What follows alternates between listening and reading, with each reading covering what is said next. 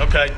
Oh, yeah. Hey, that's cool, man. I got that. This is a poem seeking a time and place to be born. And this was inspired by a friend of mine that I met about a year ago. And I wrote this poem for her. And she's sitting here in the audience. I won't name her name.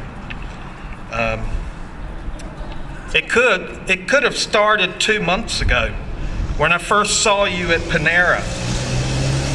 Coffee cup with a lid on it, staring at your computer, wearing absurdly large headphones for such a small head, legs tucked under you yoga-like. I tried to make eye contact, but you were in another place, a seemingly happy one. I was between two worlds. After a few weeks, I gave up. And then you spoke to me, lighting a long fuse that's still burning. A fuse which runs around a corner, out of sight, so neither of us can see whether at the end of it there will be fireworks or a bomb.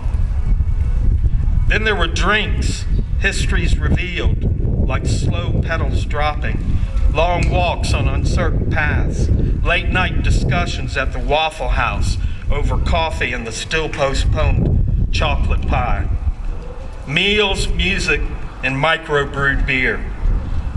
And then your first motorcycle ride, and you get it immediately, that there is nothing between you and the physical world, immersed in earthly and man-made sense, colors that reach out and strike you as you pass by, the hum and hymns of the engine, the meditative peacefulness despite the throaty roar of the exhaust, how every ride is an adventure, something we had forgotten was true about our lives, how everything is about the journey, all destinations being just way stations.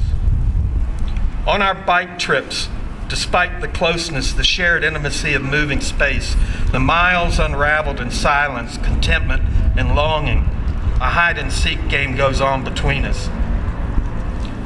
But all roads led to yesterday's trip.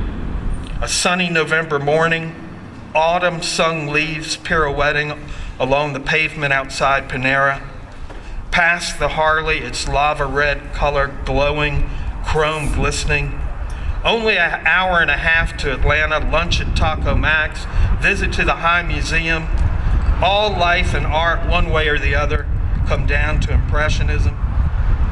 You love the Klein blue monochrome and stare at it for what I imagine is 10 times longer than it took to paint. You are lost in it. I look for a pattern, predictors, an evolving story, but I don't get it. All I see is blue. Later, after I get us lost in the new Atlanta, we stop to reconnoiter, and over a Mexican beer you confess you've always hated interstates, and particularly the one I've been trying to find. Can we go home instead on the back roads, you ask, the blue highways? But the sun will be setting soon. It'll double our time, I replied.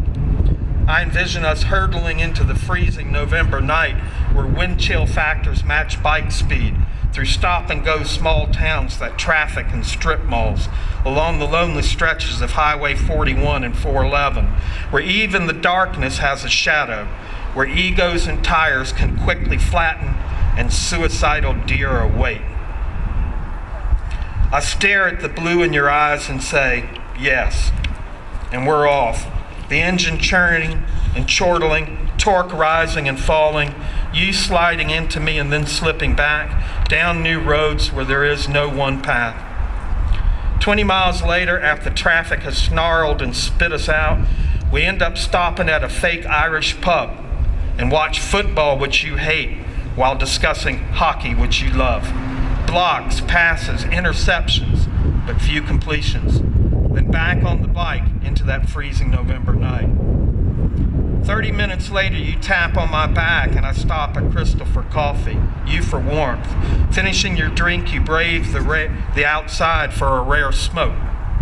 An older couple sit a few tables down. She has a cane. He's heavy, slightly stooped. They're not speaking, just glancing, not at each other, but into that blue space just past each other's head.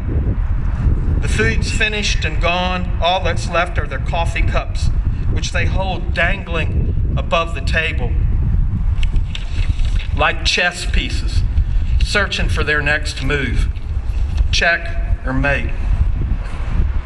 The bike skids to a stop outside Panera. Through the gloves, my fingers are frozen and grip bent. You hop off and stretch. Inside, thawing, disoriented, we talk briefly of how rough that last ride was, of how much there can be so much silence and so much noise, of how relationships and motorcycles are ultimately mysteries to be enjoyed, not problems to be solved. You say that maybe you should head home now for a beer and early bed. I might catch the end of the Georgia game, salving some redemption in the conclusion that I can understand. We sit across the table from each other. I stare past your head through the window into the longing cobalt blue of the night, looking for a pattern, predictors, an evolving story. And then I remember the old couple at Crystal, their hands half extended, hovering, deliberating their next moves. And here we are at Panera, surrounded by a mute, mysterious, shy perplexity, waiting and wondering when we'll take our next ride. One last one. Is that all right?